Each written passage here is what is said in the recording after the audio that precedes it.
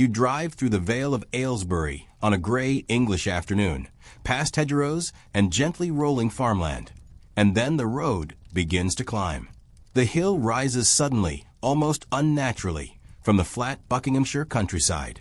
And at its summit, impossibly, sits a château, not an English manor house, but a French Renaissance palace, its cream-colored stone glowing against the sky, its towers and turrets lifted straight from the Loire Valley and planted here, 40 miles northwest of London. This is Waddesdon Manor. If you visit today, you'll walk through rooms filled with Sèvres porcelain, Savonnerie carpets, and furniture commissioned for Marie Antoinette. You'll stroll through perfectly manicured gardens, admire the aviary, sip tea in the cafe. The guidebook will tell you about Baron Ferdinand de Rothschild, the man who built it in the 1870s and 80s, a cultured collector, a lover of beauty, a generous host. The house gleams. Everything is in its place. It feels timeless, serene, aristocratic.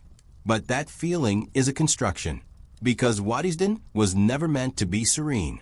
It was built as a machine for power, for acceptance, for survival. Behind the gilded furniture and the manicured lawns lies a darker, more complicated story. A story of grief and exclusion, of invisible labor and political influence, of anti-Semitism and war, of a family that could buy almost anything except the one thing they wanted most, unconditional belonging. This is not just the story of a mansion. It's the story of what wealth can and cannot do. It's about the performance of legitimacy, the cost of perfection, and the fragility of safety in a world that smiles at you while sharpening its knives. Let's go back to the beginning. But first, if you enjoy deep investigations into the hidden histories of grand houses, the dark side of old money, and the real human cost behind these beautiful facades, please like this video, subscribe, and drop a comment. Let me know, what other dream homes do you want to see stripped down to the truth? Now, let's talk about Ferdinand. Baron Ferdinand de Rothschild was born in Paris in 1839 into one of the wealthiest and most powerful families in Europe. The Rothschilds were bankers, not just bankers, but the bankers, the family that had financed governments, funded wars, built railways across continents. By the mid-19th century, there were Rothschild branches in London, Paris, Vienna, Frankfurt, and Naples. They were richer than most kings. But Ferdinand was not destined to sit at the center of that empire. He was sickly as a child, frequent illnesses, a fragile constitution.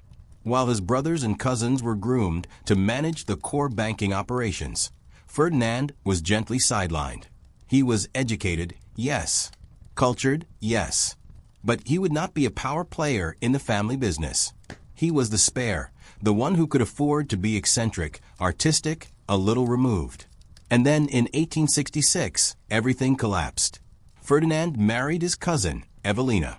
It was a love match, rare in dynastic families, and she was pregnant within the year. But childbirth in 1866 was a lottery. Evelina went into labor. Something went wrong. She died. The baby died. Ferdinand, at 27, was shattered. He withdrew. Not completely.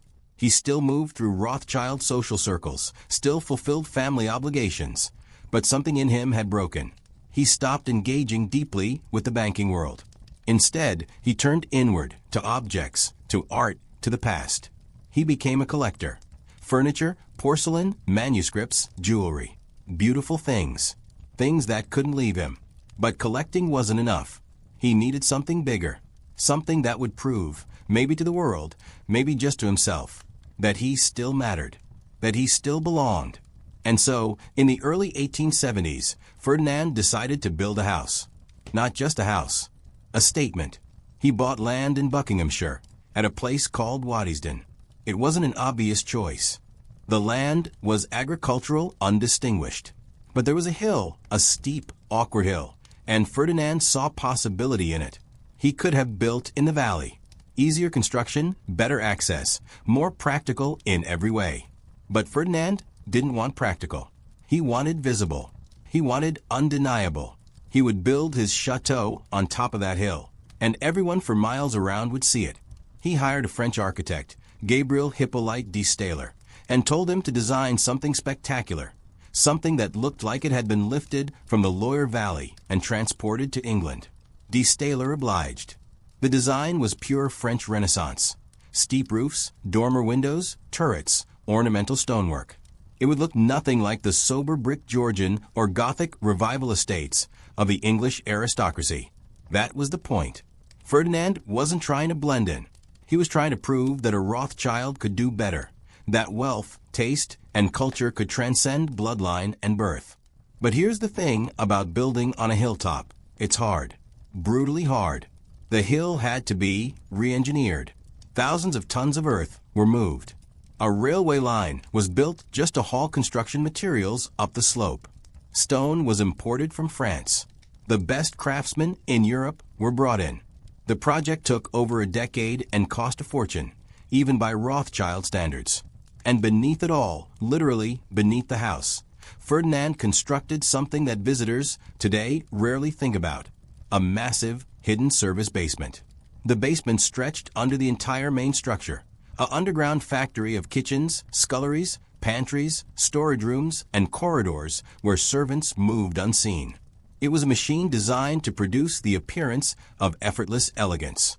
Meals that seemed to materialize from nowhere. Fires always lit. Flowers always fresh. Rooms always perfect. The house, from the very beginning, was theater.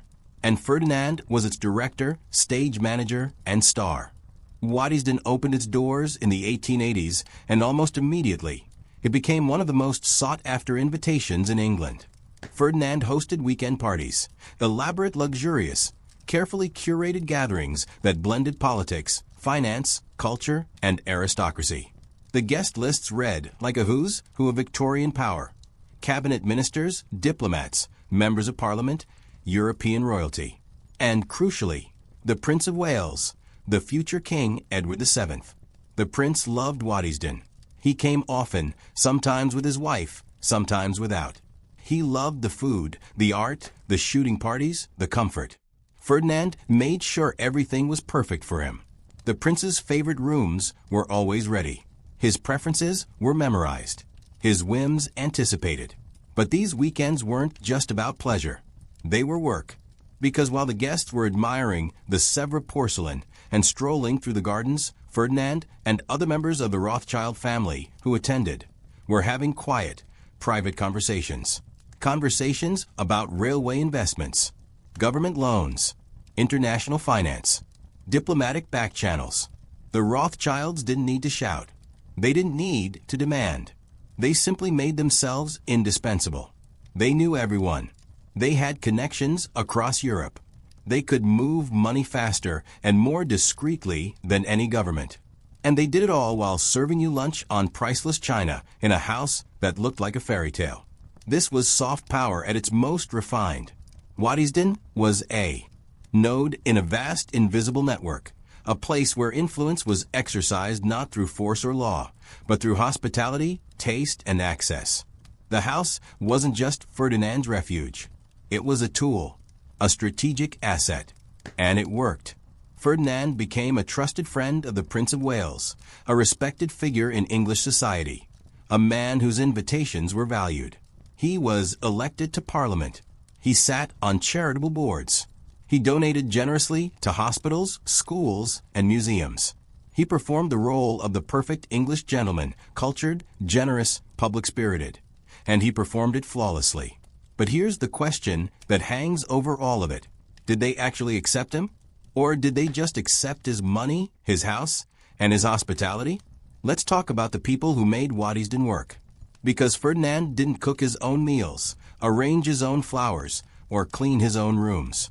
He didn't stoke the fires, polish the silver, or wash the dishes after those elaborate dinner parties. That work was done by an army of servants, somewhere between 20 and 40 people living and working on the estate at any given time, depending on the season and the number of guests. There was a strict hierarchy. At the top, the house steward, the housekeeper, the butler. Below them, footmen, ladies' maids, kitchen staff, scullery maids, grooms, gardeners, groundskeepers. At the very bottom, the lowest scullery maids and boot boys, often teenagers, doing the hardest, dirtiest work. The system was rigid. You didn't speak to someone above your station unless spoken to. You didn't use the main stairs. You moved through the service corridors and the basement, invisible, silent. The upper servants, butler, housekeeper, had some autonomy, some respect. They were well paid by the standards of the time, sometimes even given small pensions when they retired. But the lower servants? They were up at 4 or 5 a.m., hauling coal, scrubbing floors, emptying chamber pots, washing mountains of dishes. They worked 6.5 days a week. They lived in tiny, unheated attic rooms. They had no privacy, no freedom, and very little control over their own lives. And their entire purpose was to be invisible. The house was designed around this invisibility. The service basement allowed food to be prepared, dishes washed, and supplies stored entirely out of sight. Servants used back staircases and hidden corridors. They were trained to move silently, to avoid eye contact with guests, to vanish the moment their task was done. The illusion was that the house ran itself, that luxury simply happened effortlessly, naturally. But of course it didn't. Every perfect meal, every gleaming surface, every fresh flower arrangement was the product of hours of grueling, invisible labor. Mostly by young women from working-class families who had no other options. Now, to be fair, Ferdinand was considered a decent employer by the standards of his time. He paid relatively well. He didn't tolerate physical abuse of staff. He built decent housing for outdoor workers.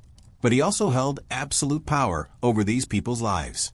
He could fire them on a whim. He controlled their references, which determined whether they could get another job. He decided their hours, their duties, their living conditions. And when those servants got old, got sick, or simply wore out, most of them disappeared from the record. We don't know their names. We don't know their stories. What we know is this: Waddesdon's beauty, its elegance, its reputation, all of it was built on their backs. And here's where the story gets even darker. Because Ferdinand, for all his wealth and power and cultural sophistication, was never fully safe. He was never fully accepted. He was Jewish. And in the late 19th and early 20th centuries, even the richest, most assimilated Jewish family in Europe could not escape anti-Semitism. It showed up everywhere. In political cartoons that depicted the Rothschilds as grotesque, hook-nosed figures pulling the strings of European governments. In newspaper editorials that blamed them for wars, economic crashes, social unrest. In casual remarks at the very dinner parties Ferdinand hosted, jokes, slurs, comments that everyone laughed at, even as they ate his food and admired his art. The Rothschilds were useful. They were invited. They were even admired. But they were never one of us. There was always a line, invisible but unbreachable, that marked them as outsiders. Ferdinand knew this. His entire family knew this. And Waddesdon was, in part, his response. If he couldn't be born into legitimacy, he would buy it. He would build it. He would perform Englishness, culture, refinement, and generosity so perfectly that no one could deny him. But the performance was exhausting, and it was never enough.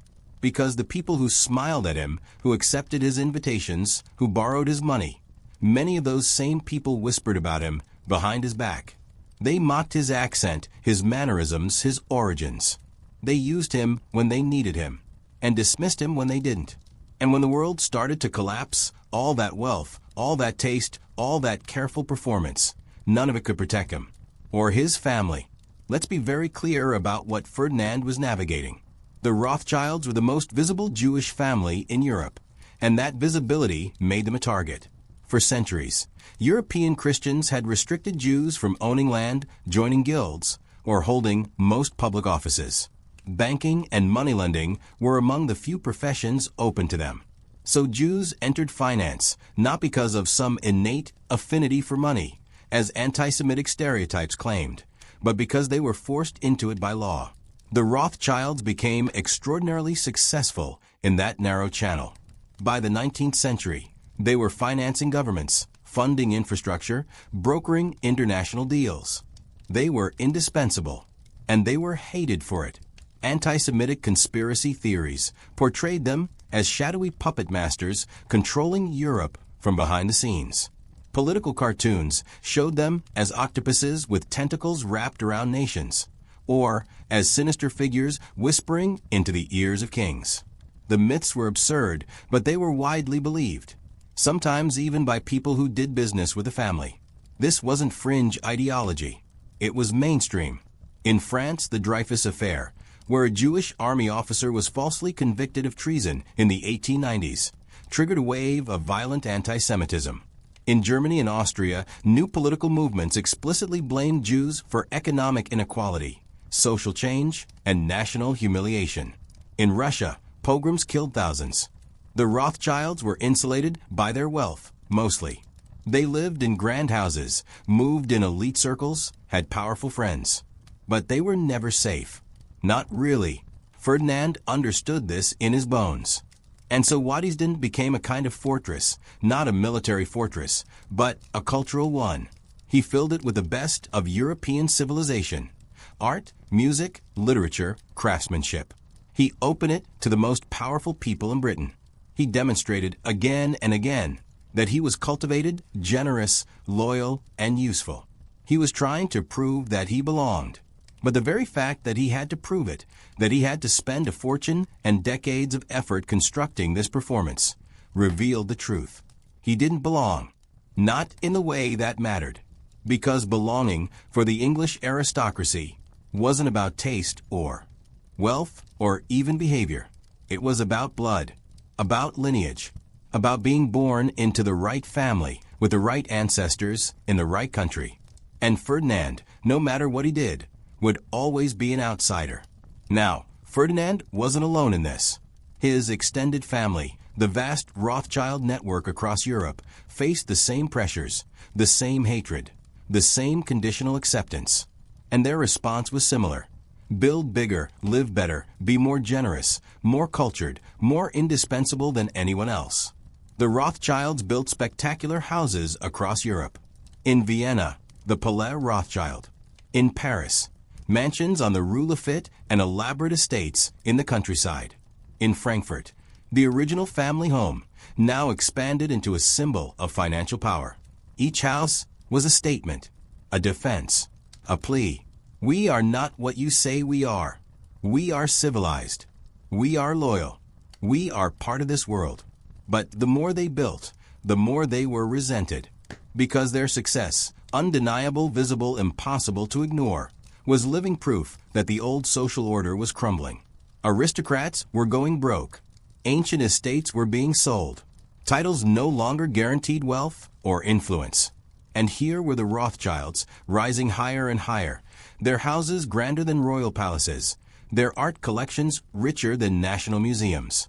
For people who believed that society should be ordered by blood and tradition, this was unbearable. The Rothschilds became scapegoats. Every financial crisis, every political upheaval, every social change that threatened the old order, someone somewhere would blame the Rothschilds.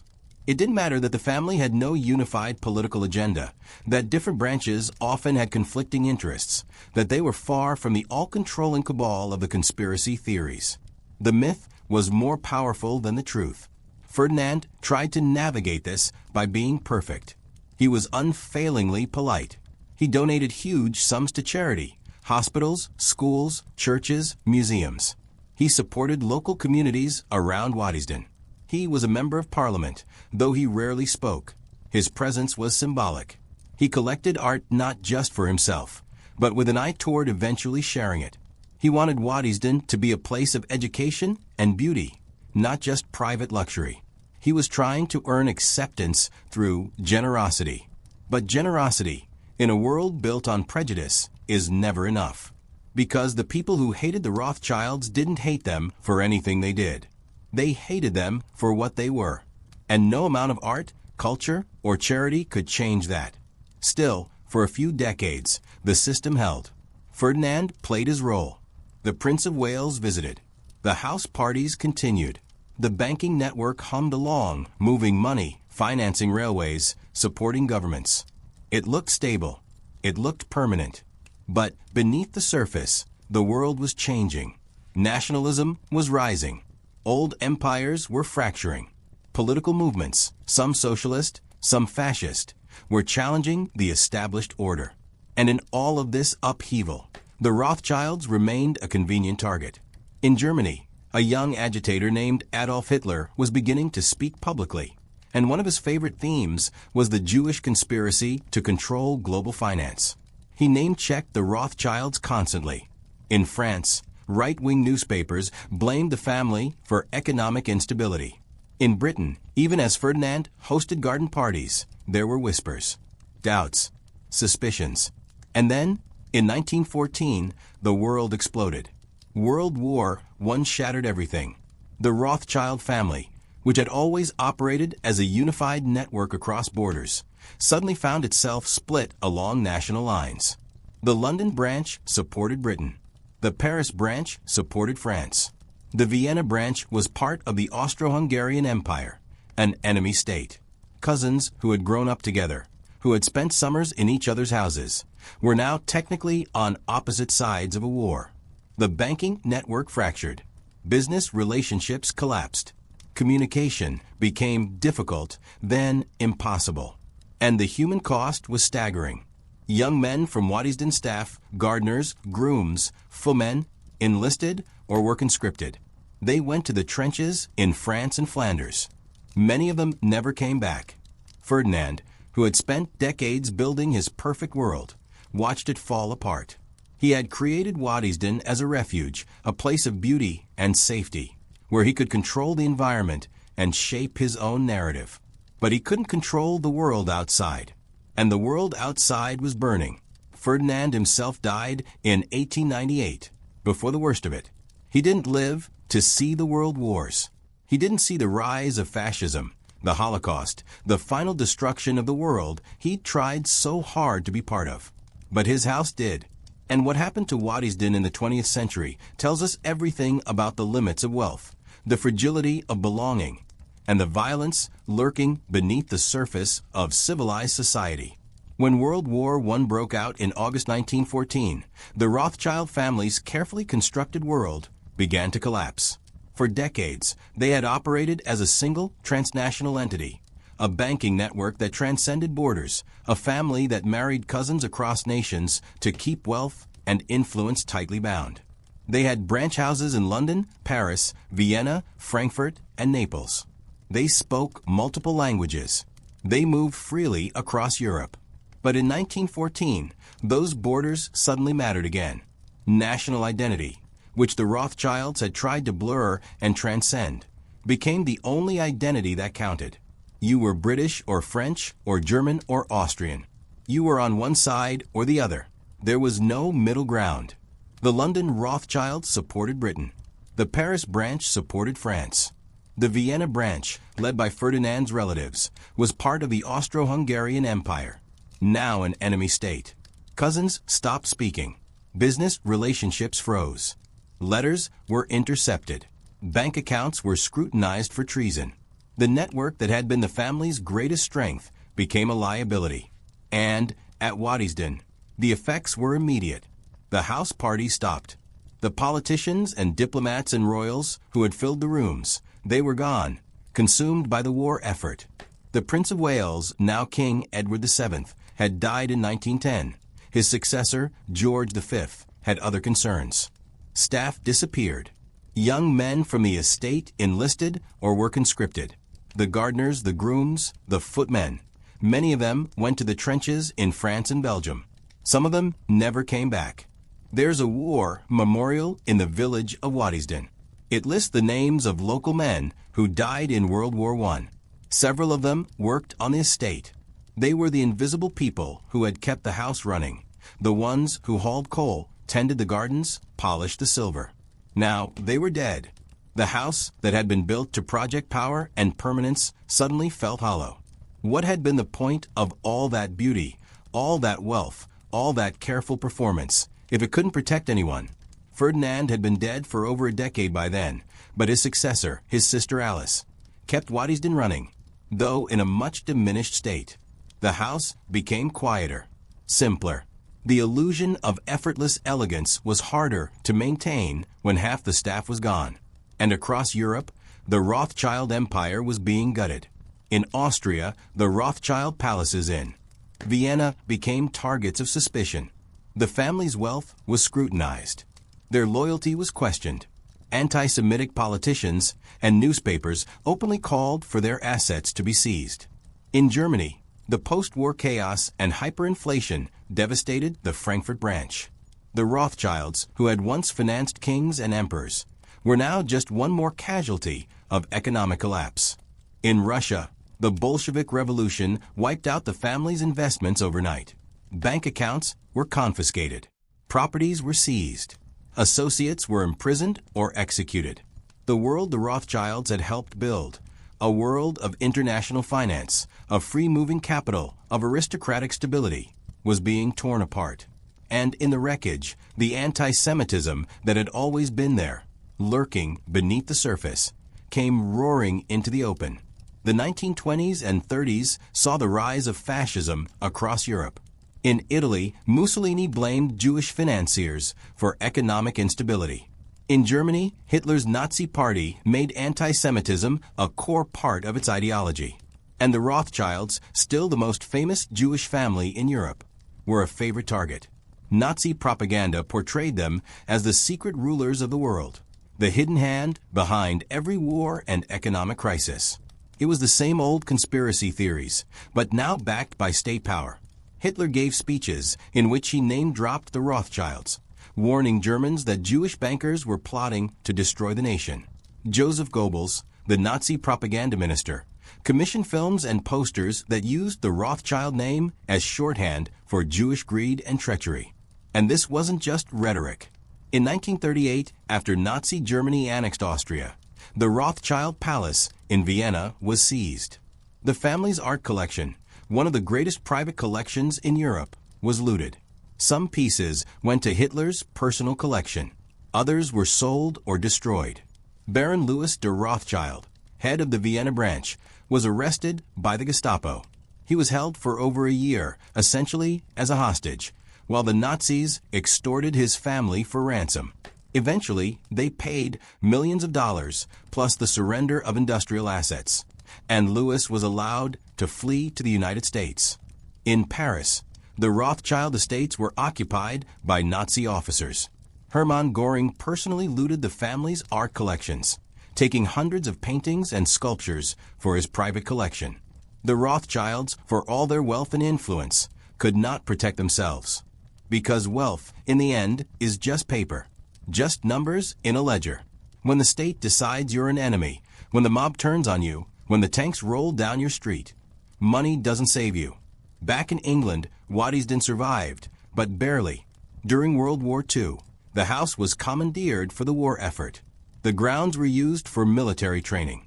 The gardens were dug up and turned into vegetable plots as part of the National Dig for Victory campaign. Most of the staff were gone, either conscripted, working in war factories, or simply unable to reach the estate due to rationing and travel restrictions. And in a strange twist, Waddesdon became a hiding place for art.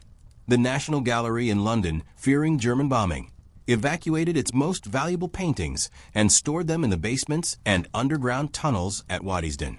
Masterpieces by Titian, Rembrandt, and Velázquez sat in the dark, hidden beneath the house that Ferdinand had built to display his own collection. It was symbolic. The house that had been built as a stage for power and culture was now a bunker, a storage unit, a last refuge. The illusion had collapsed. The performance was over. And yet, the house survived. When the war ended in 1945, Waddesdon was still standing, battered, diminished, stripped of much of its original purpose, but intact. The same could not be said for the Rothschild estates on the continent. Many were destroyed, looted, or confiscated. The Vienna Palace was never fully recovered. The Paris estates took decades to reclaim. The Rothschild banking empire, which had once been the most powerful financial network in the world, was a shadow of its former self. Nationalized banks, new regulations, and the rise of American financial dominance meant that the family would never again hold the kind of centralized power it had in the 19th century. And the family itself was scattered. Many had fled to England or the United States. Some had died in the war. Others simply disappeared from public life, retreating into privacy and anonymity. The world had moved on, and Waddesdon, sitting on its hill in Buckinghamshire, was now a relic, a beautiful, haunting relic of a world that no longer existed. So, the war was over. The Nazis were defeated. The world was rebuilding. But what do you do with a house like Waddesdon? By the late 1940s and early 1950s, the British aristocratic system was in free fall. Massive country estates, once the backbone of the social and economic order, had become impossibly expensive to maintain. Death taxes gutted inheritances. Servants, who had once been plentiful and cheap, were scarce. People had other options now, better jobs, more freedom. The cost of heating, maintaining, and staffing a house the size of Waddesdon was staggering. Across England, great houses were being demolished, literally torn down. Between 1945 and 1975, hundreds of country estates were destroyed because the families who owned them couldn't afford to keep them, and no one else wanted them.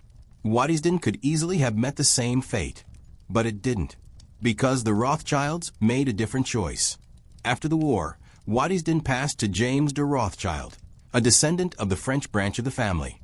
James had fought for Britain during the war, serving with distinction. He was a British citizen, a member of Parliament, a decorated war hero. He also had no illusions about the future of private estates. James and his wife Dorothy, herself a member of the Rothschild family and a formidable figure in her own right, understood that Waddesdon could not continue as a private family home. The era of weekend house parties with royalty and politicians, of vast servant staffs and private art collections, accessible only to the elite, that era was over. So they made a radical decision. They would give Waddesdon to the National Trust. The National Trust, for those unfamiliar, is a British charity that preserves historic buildings and landscapes for public access. Properties transferred to the trust are maintained with public and private funding and opened to visitors. In 1957, James de Rothschild died, and his will formalize the transfer. Waddesdon would be preserved, but it would no longer be a private palace. It would become a public heritage site, a museum, essentially, where anyone could walk through the rooms that had once hosted the Prince of Wales and see the art that Ferdinand had spent his life collecting. Dorothy oversaw the transition. She lived at Waddesdon until her death in 1988, but she shared it. She worked with curators and historians to catalog the collection. She opened the house to researchers.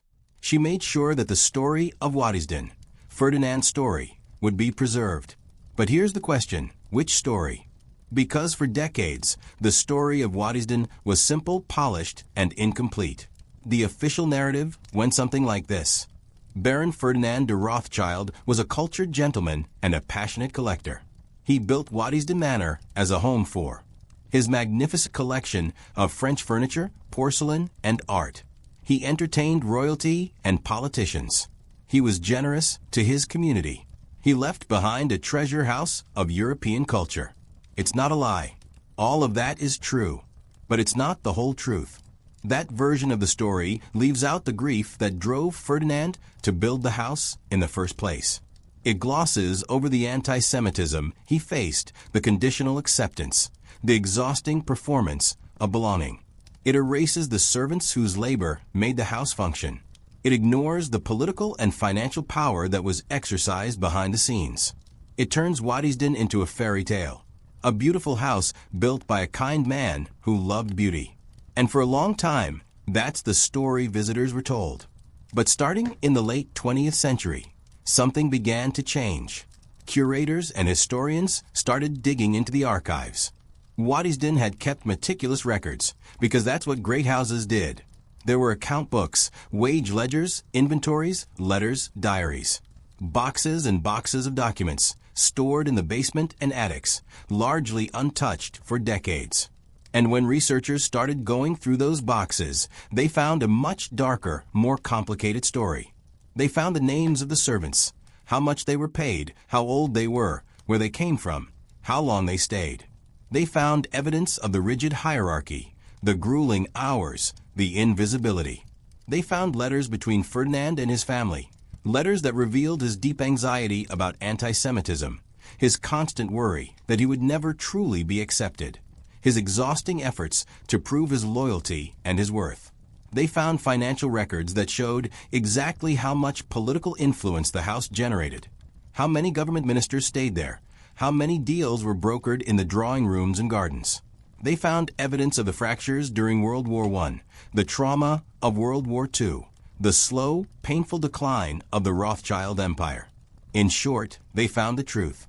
And slowly, the way Waddesdon presented itself began to change. Modern exhibitions at Waddesdon now include information about the servants. There are displays about their working conditions, their daily routines, their names and faces recovered from old photographs. The service basement, once hidden and ignored, is now part of the tour.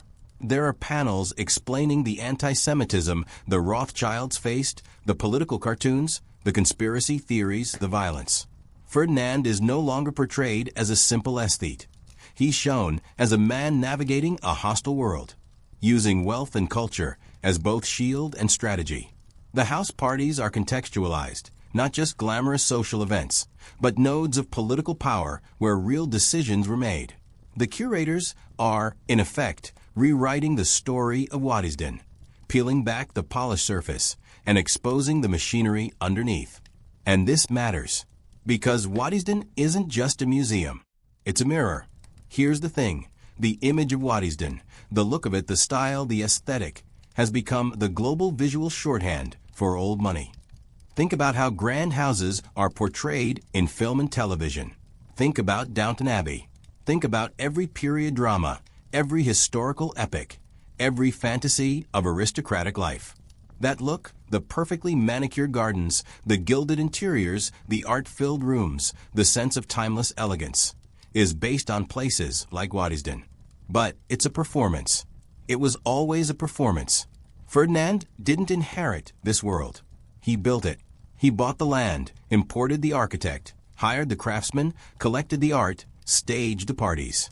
He constructed a vision of aristocracy and legitimacy, and he did it so well that we now think of it as natural, as inevitable, as the way things have always been. But it's not. It's theater. And the real cost of that theater, the labor, the exclusion, the prejudice, the violence, is hidden beneath the beauty. That's what Waddesdon shows us, if we're willing to look.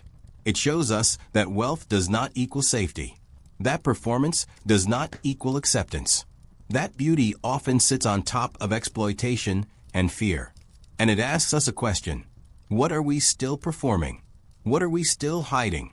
Let's go back to the structure of the house itself, because the architecture tells the story as clearly as any document. Waddesdon was designed with two parallel worlds inside it. The first world, the one visitors saw, the one Ferdinand wanted you to see, was grand, elegant, and seemingly effortless.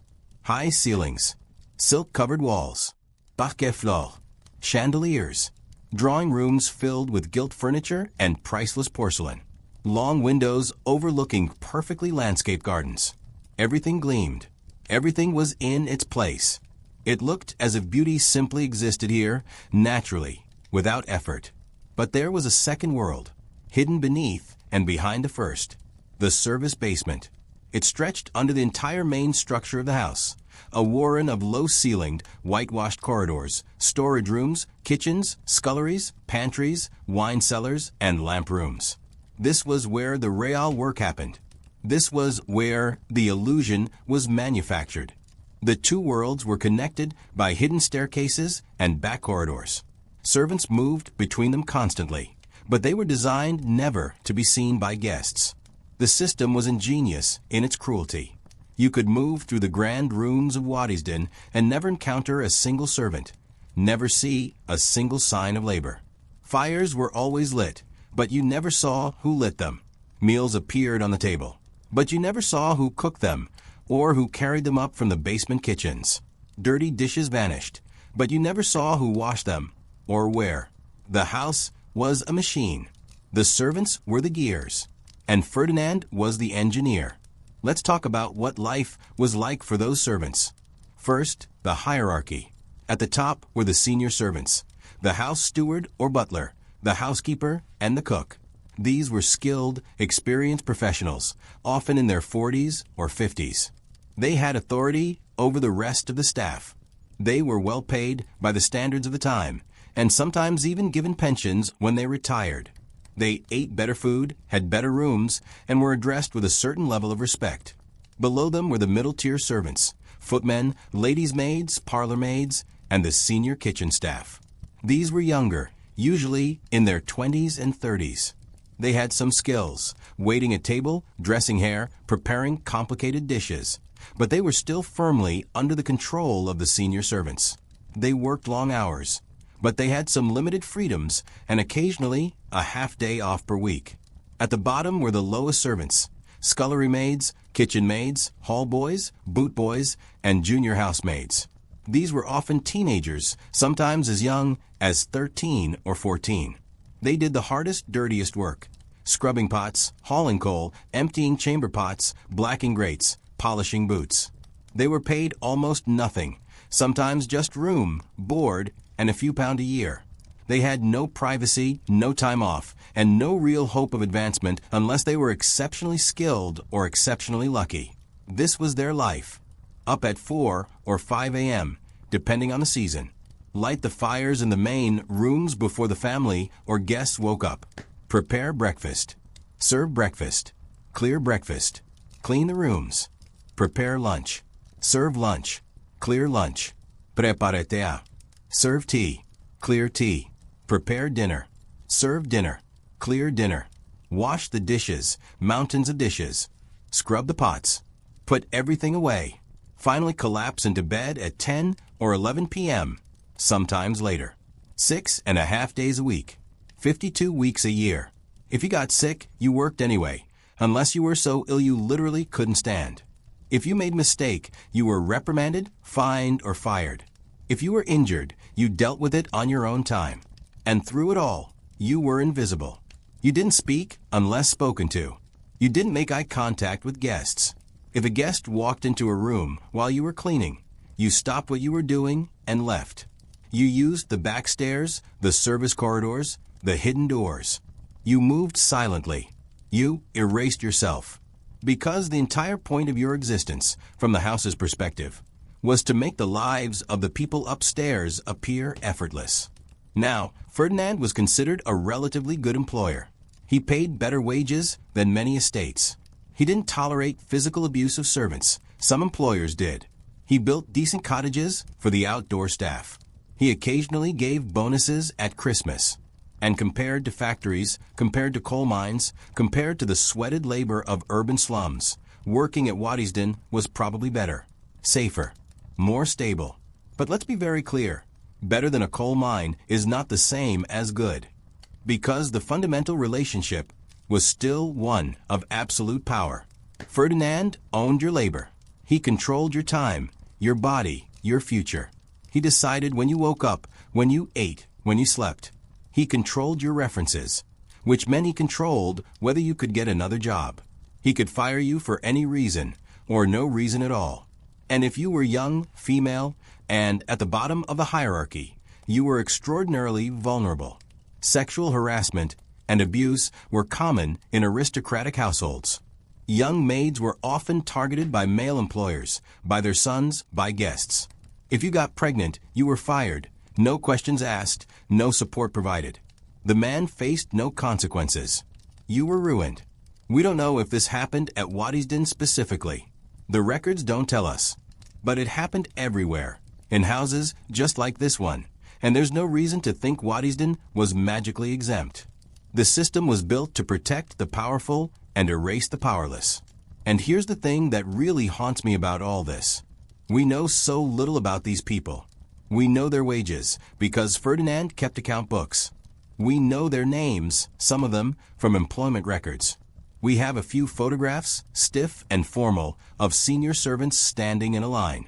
But we don't know their thoughts, their dreams, their frustrations, what they loved, what they feared, whether they were proud of their work or resentful of it, whether they felt loyalty to Ferdinand or contempt, whether they saw Waddesdon as a place of beauty or a prison.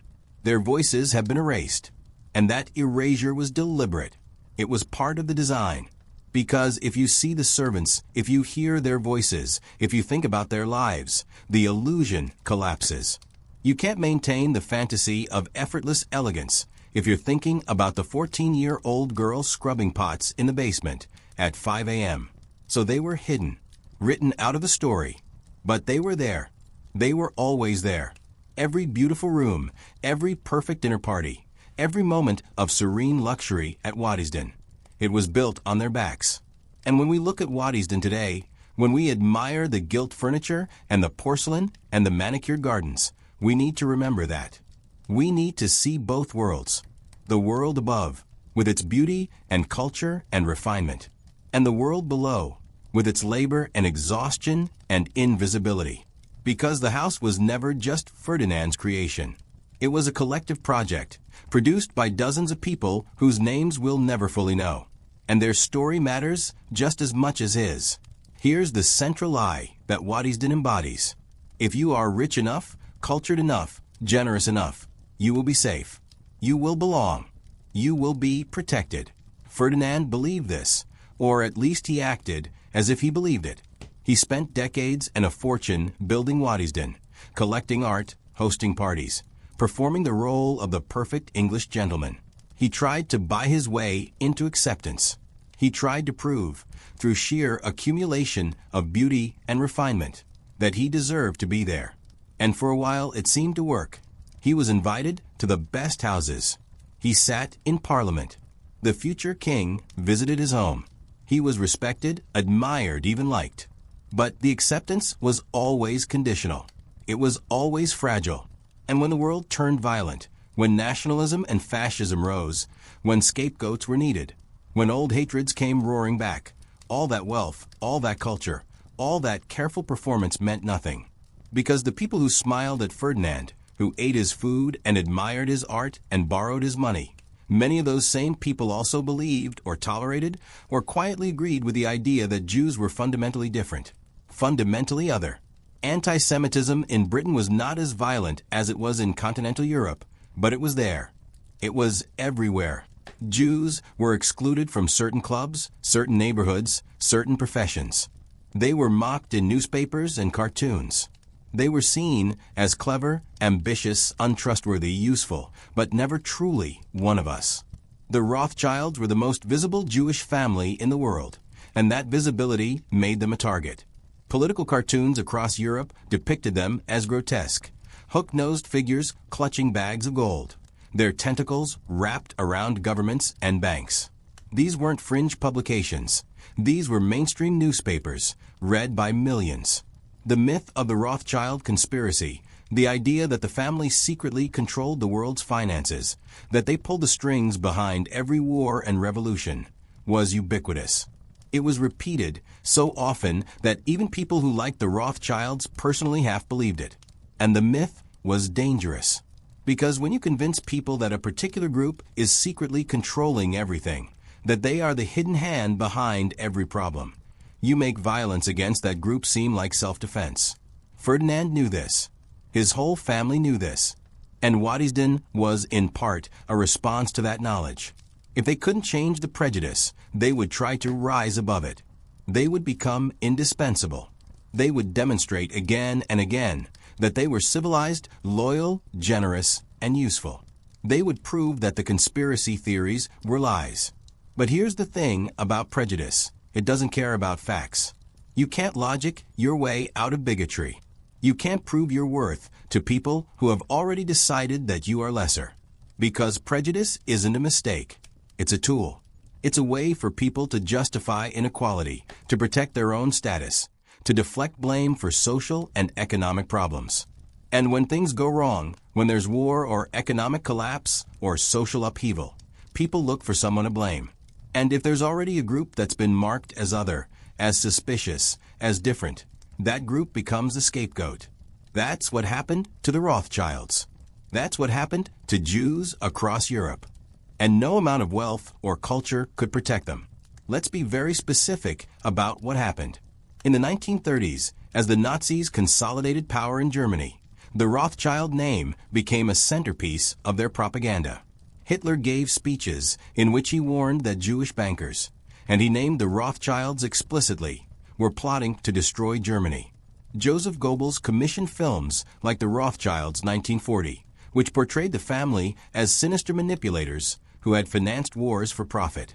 The film was shown across occupied Europe, and the propaganda wasn't just talk.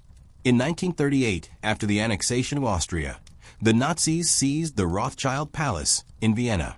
Baron Louis de Rothschild was arrested by the Gestapo and held hostage while the Nazis extorted his family for millions of dollars. The family's art collection, one of the greatest in Europe, was looted. Paintings and sculptures that had been collected over generations were taken by Hitler, Göring, and other Nazi leaders, or simply destroyed. In Paris, when the Nazis occupied the city in 1940, they went straight for the Rothschild estates. Hermann Göring personally walked through the family's homes, selecting paintings and furniture for his own collection. Hundreds of artworks were stolen. In Germany, the remaining Rothschild properties were confiscated. Jewish employees were fired or arrested. The family name was officially banned from business. This wasn't random violence. It was systematic. It was planned. The Nazis understood that the Rothschilds were symbolic, as well as wealthy. Destroying the Rothschilds, humiliating them, stripping them, driving them into exile, was a way to demonstrate Nazi power and to validate the anti-Semitic conspiracy theories that had fueled their rise. And the Rothschilds, for all their money, could not stop it. They fled. They negotiated. They paid ransoms. They lost fortunes. But they survived, most of them, because they had the resources to escape, to bribe officials, to buy visas and tickets and safe passage. Millions of other Jews did not. So what does Waddesdon mean in the context of all this? Waddesdon survived the war. It was never bombed, never looted, never seized. The British Rothschilds were protected by their British citizenship and by the fact that Britain was on the winning side. But the survival of Waddesdon is almost an accident of geography. If Ferdinand had built his house in Vienna instead of Buckinghamshire, it would have been destroyed. If he had stayed in Paris, his collection would have been looted. The house survived not because wealth protected it, but because the borders happened to fall in the right place. And that's the lesson. Wealth is not safety. Culture is not protection. Citizenship is not guaranteed. Ferdinand spent his life trying to build a fortress of legitimacy. He collected art, hosted royalty, donated to charity, performed Englishness with meticulous care. And it didn't matter. Because when the world turns violent, when prejudice becomes policy, when scapegoats are needed, the beautiful house on the hill doesn't save you. And yet, Waddesdon still stands. The art is still there. The gardens are still maintained. Visitors still walk through the rooms, admiring the furniture and the porcelain and the view from the terrace. The house has outlived the people who hated it. It has outlived the political movements that tried to destroy it. It has outlived even the world it was built for. And maybe there's something in that. Maybe the fact that Waddesdon still exists, still tells its story, however incomplete, however complicated, is itself a form of resistance. Not against physical violence, which the house was never designed to withstand, but against erasure, against forgetting, because the people who hated the Rothschilds wanted them gone, not just killed or exiled, but erased. They wanted the art destroyed, the houses demolished, the name forgotten. And they failed. Waddesdon is still here. And as long as it stands, the story can still be told. So Waddesdon survived the war. It passed into the hands of the National Trust. It became a museum, a heritage site, a place where the public could come and see how the other half, or more accurately, the other 0.01%, once lived. But for decades, the story told to visitors was sanitized.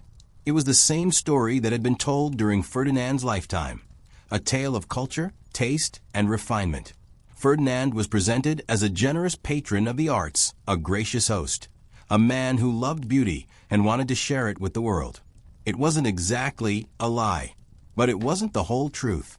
The darker elements, the anti-Semitism, the invisible labor, the political power, the fragility of belonging were left out, or mentioned only in passing, footnotes to the main narrative.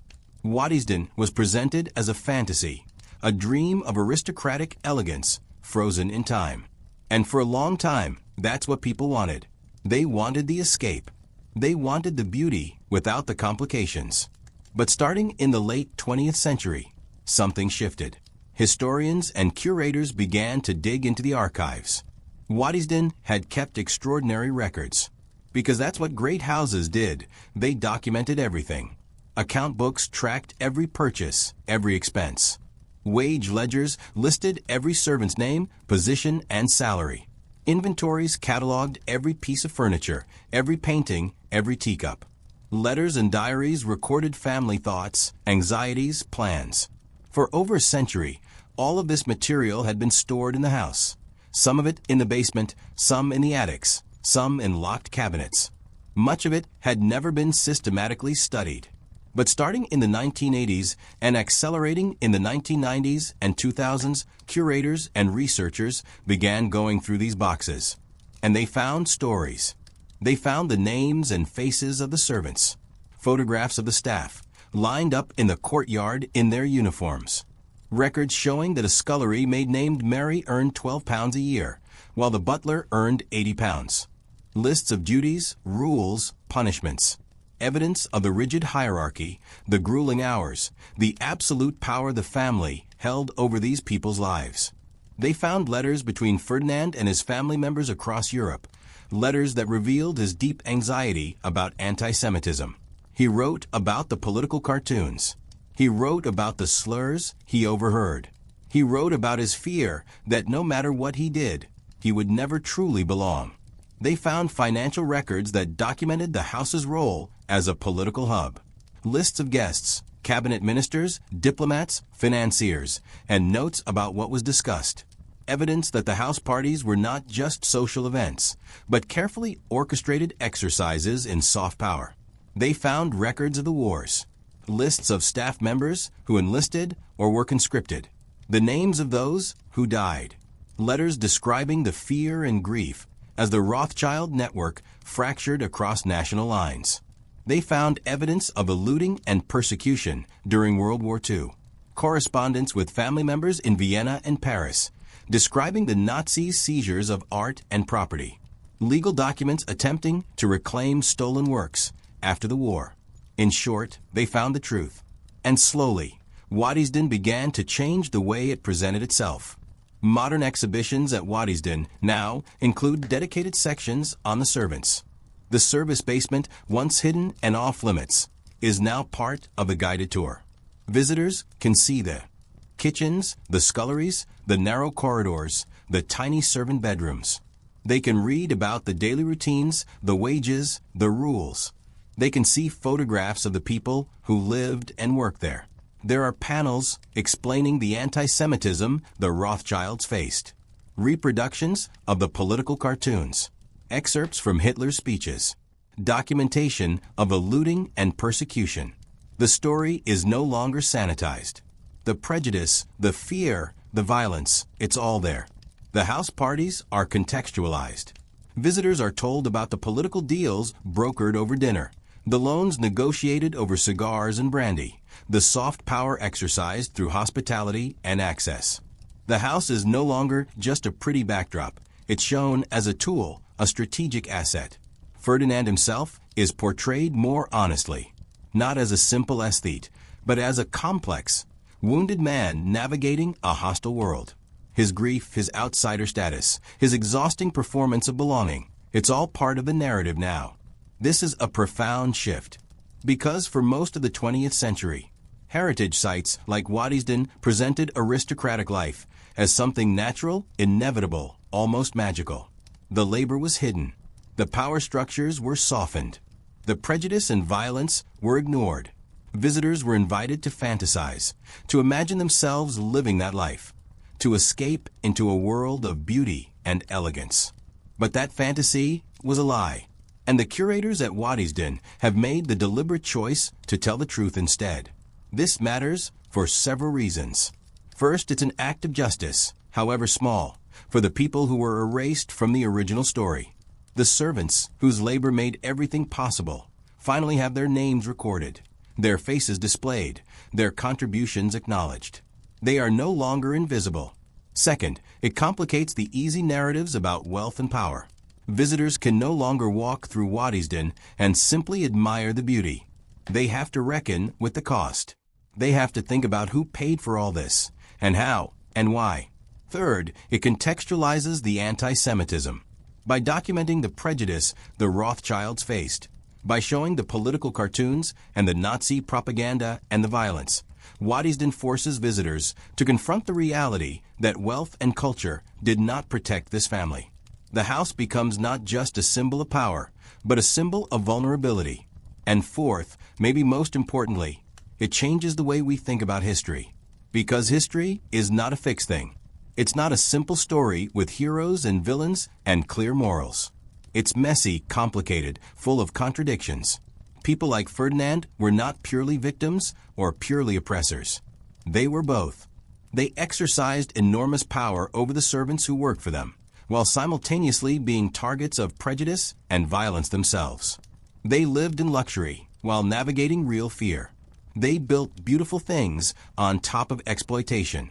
And we can hold all of that at once.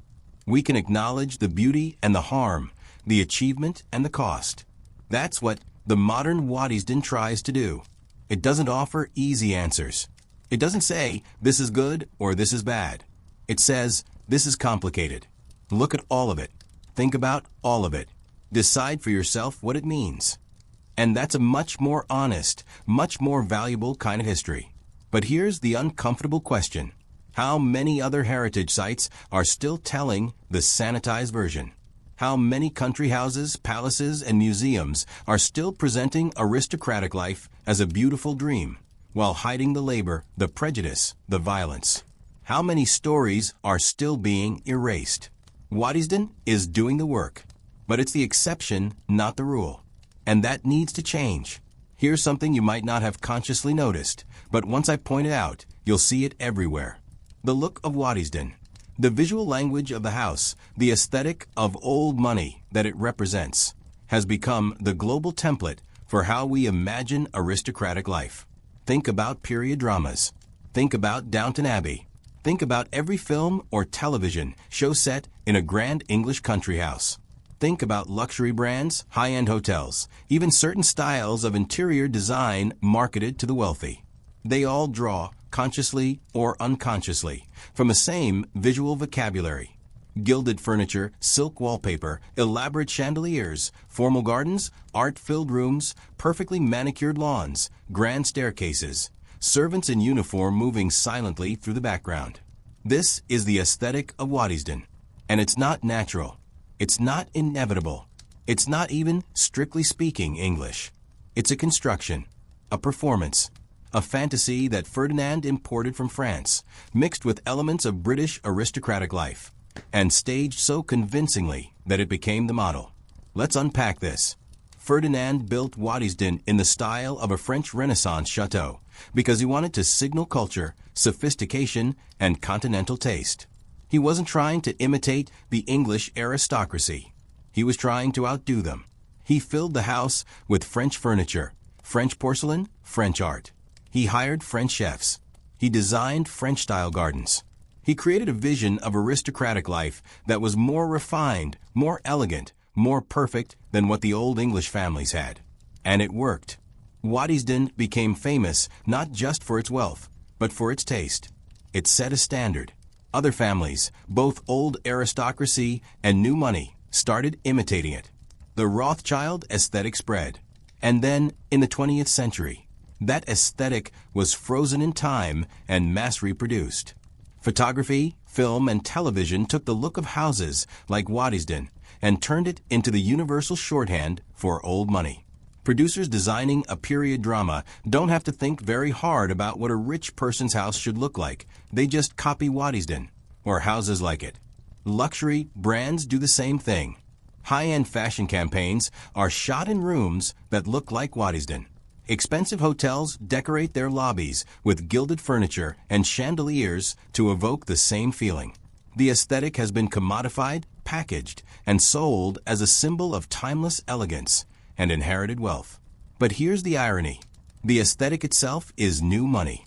Ferdinand wasn't born into this. He built it. He bought it. He imported it. He staged it. The old money look is a performance created by an outsider desperately trying to belong. And this matters because it reveals something fundamental about how we think about wealth and class. We treat old money aesthetics as if they represent something authentic, something rooted in tradition and bloodline. We associate them with stability, taste, and legitimacy. But that's a myth. The look of old money is just as constructed, just as artificial as anything nouveau riche. It's a costume, a set, a carefully designed illusion. Ferdinand understood this. He built Waddesdon not because it reflected who he was, but because it projected who he wanted to be seen as. And we fell for it. We still fall for it. Think about how this plays out today. When someone wants to signal that they are wealthy, refined, and cultured, not flashy or tacky, but tasteful, they adopt elements of the Waddesdon aesthetic. Antique furniture, subtle colors, art on the walls, formal gardens, classic, understated elegance. This is considered classy. This is considered sophisticated. But why? Why is a French château imported to England and filled with furniture made for Marie Antoinette considered more tasteful than, say, a modern glass and steel mansion with contemporary art? The answer is tradition, or, more accurately, the appearance of tradition. The Waddesdon aesthetic signals that you are connected to the past, to history, to established power structures. It says, I belong here. My wealth is not new or crude. It is inherited, legitimate, refined. Even if it's not. Even if, like Ferdinand, you just bought all of it yesterday. The performance works because we want to believe in it. We want to believe that there is such a thing as natural aristocracy, that some people are simply born to live in beautiful houses and appreciate fine art. But there isn't. And they aren't.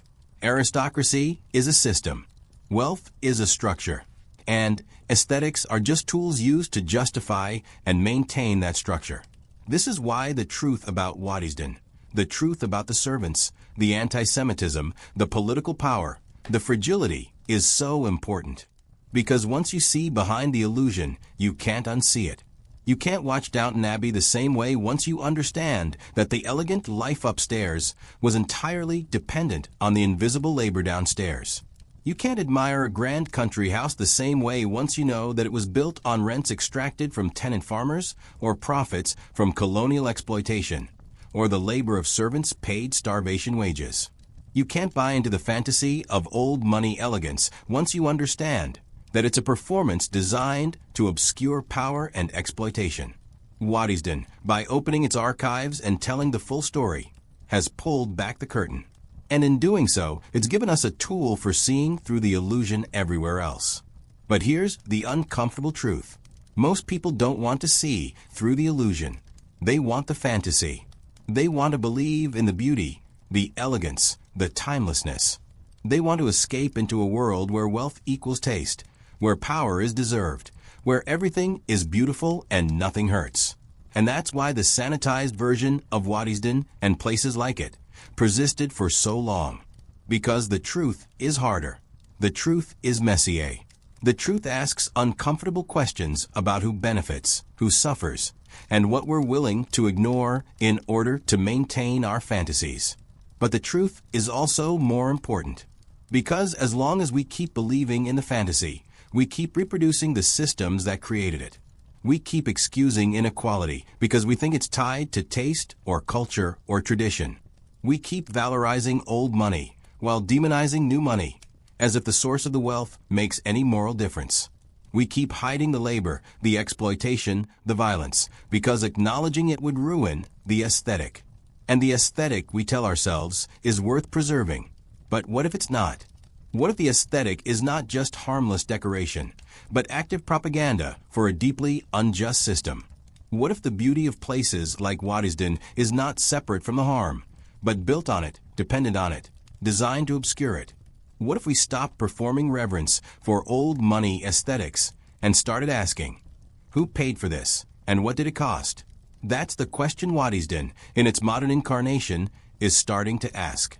And it's the question we should be asking about every beautiful, elegant, timeless symbol of wealth and power we encounter. Because the answer is almost always the same. Someone paid. Someone suffered. Someone was erased. And the house, beautiful, enduring, expensive, was built to make sure you never thought about them. So, we've walked through Waddesdon's history. We've seen the beauty and the darkness, the wealth and the fear, the performance and the cost. Now the question is, what does it mean? What is Waddesdon today in the 21st century? Is it a museum? A monument? A warning? All of those things. And something more. Let's start with the obvious. Waddesdon is still beautiful. You can visit it today, walk through those gilded rooms, stroll through the gardens, admire the art. The house still works as a visual experience. The beauty is real, even if the story behind it is complicated. And that's important, because beauty matters. Art matters. Craftsmanship, history, preservation. These things have value. Waddesdon is one of the best preserved examples of a Rothschild house. Many of the others are gone, demolished, looted, repurposed. The Vienna Palace was gutted. The Frankfurt House was destroyed in the war. Even the surviving houses in France have been altered, sold, divided. Waddesdon remains largely intact. The furniture, the porcelain, the paintings, most of it is still there, arranged as Ferdinand intended.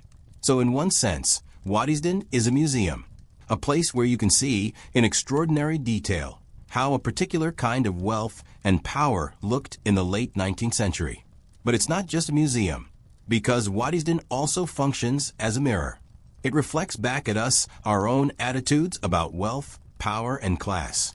When visitors walk through Waddesdon, they bring their own assumptions, their own fantasies, their own ideas about what old money means. And the house either reinforces those ideas or challenges them, depending on how the story is told. For decades, Waddesdon reinforced the fantasy. It said, this is what elegance looks like. This is what culture looks like. Isn't it beautiful? Don't you wish you could live like this? And a lot of visitors did wish that. They still do. But the modern Waddesdon, with its more honest storytelling, asks a different question. Do you really want this? Do you want the beauty if it comes with the exploitation? Do you want the elegance if it's built on invisible labor? Do you want the power if it makes you a target? Do you want to belong to a system that will smile at you while sharpening its knives? Because that's the real lesson of Ferdinand's story. He spent his entire life trying to buy acceptance, and he failed. He built the most beautiful house in England. He collected the finest art in Europe. He entertained royalty. He gave generously to charity. He performed the role of the English gentleman flawlessly. And none of it saved him or his family from prejudice, violence, and loss. Waddesdon survived, but only by accident of geography. The Rothschild empire was shattered. The family was scattered. Their art was looted. Their relatives were imprisoned, exiled, murdered. Wealth did not equal safety. Culture did not equal protection. And belonging, purchased through performance, was always conditional, always fragile, always revocable. So Waddesdon is also a warning. It warns us that the beautiful surface is not the whole story. It warns us that systems of power are always more fragile than they appear. It warns us that prejudice does not care about your wealth, your culture, or your contributions. It warns us that labor is always hidden, always exploited, always erased, unless we make the deliberate effort to see it and acknowledge it.